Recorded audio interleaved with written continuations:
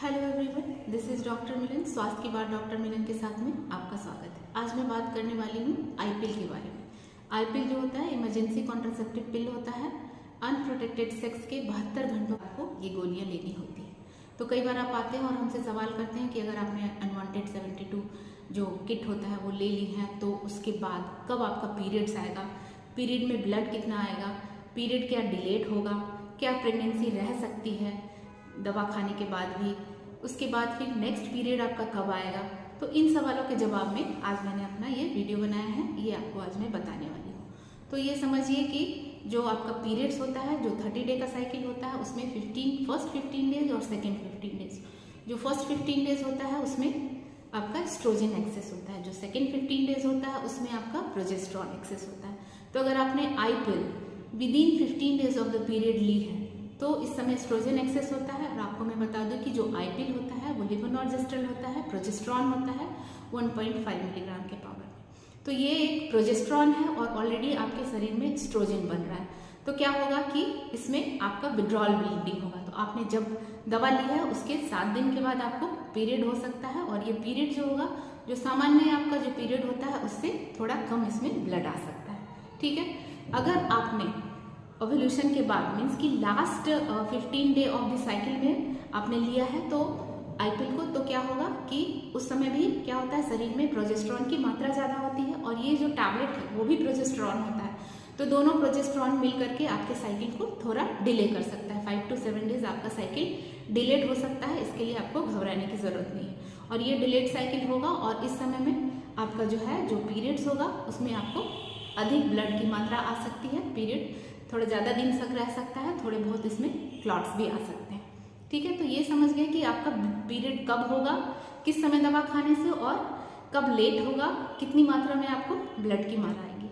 अब ये समझिए कि कई बार ऐसा होता है कि आईपिल लेने के बाद भी प्रेगनेंसी रह सकती है।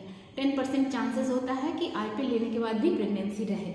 ऐसा क्यों होता है? तो ये समझिए कि ओव्यूलेशन के पहले अगर आपने आईपिल लिया है तो ये क्या करता है, प्रोजेस्टेरॉन का लेवल हाई कर देता है जिसके कारण ओव्यूलेशन नहीं हो पाता है और प्रेगनेंसी नहीं होती है। दूसरा ये है कि ओव्यूलेशन अगर हो गया है उसके बाद आपने अगर ये पिल लिया है तो ये क्या करता है कि जो सर्वाइकल म्यूकस होता है जहाँ से स्पर्म इनसाइड द यूट्रस जाता है उसको ये थिक कर देता है जिसके कारण स्पर्म इनसाइड द यूट्रस नहीं जा पाता है और प्रेगनेंसी नहीं होती है। कई बार ऐसा होता है कि आपने तब गोलियां ली हैं जबकि आपका फर्टिलाइजेशन हो चुका है, ओवम जो है स्पर्म से मिल चुका है। उस समय में भी इसका एक काम होता है कि जो इम्प्लांटेशन का जगह है, जो एंडोमेट्रियल लाइनिंग है, उसको ये क्या करता है, स्टाइल बना देता है। वहाँ पे जो आपका एम्ब्रियो है वो चिपकता नहीं है वहाँ जा करके, जिसके कारण फिर आपकी प्रेगनेंसी नहीं होती। लेकिन जब आपने इस टाइम पे लिया है ये दवा जबकि आपका एम्ब्रियो ऑलरेडी बन के चिपक चुका होता है तो इस समय दवा लेने का कोई फायदा नहीं होता।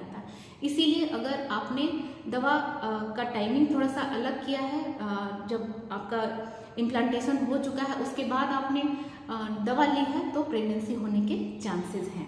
ठीक है, इसके अलावा कुछ और कारण होता है ये कॉन्ट्रासेप्टिव फेल्योर का। क्या कारण इसका और हो सकता है कि अगर आपने दवा लिया और 2 घंटे के अंदर ही आपको वॉमिटिंग हो गई तो क्या होता है, शरीर से आपका वो दवा निकल गया तो उसका असर नहीं होगा और आपको प्रेगनेंसी रुकने के चांसेस हो सकते हैं। दूसरा एक कारण होता है कि जो स्त्रियां ओवरवेट होती है, मोटी होती है, उनमें ये जो हार्मोन का लेवल जितना ज़्यादा होना चाहिए, जितना लेवल अचीव होना चाहिए प्रोजेस्टेरॉन का, वो नहीं हो पाता है जिसके कारण कॉन्ट्रासेप्टिव फेलियर हो जाता है, प्रेगनेंसी हो जाती है।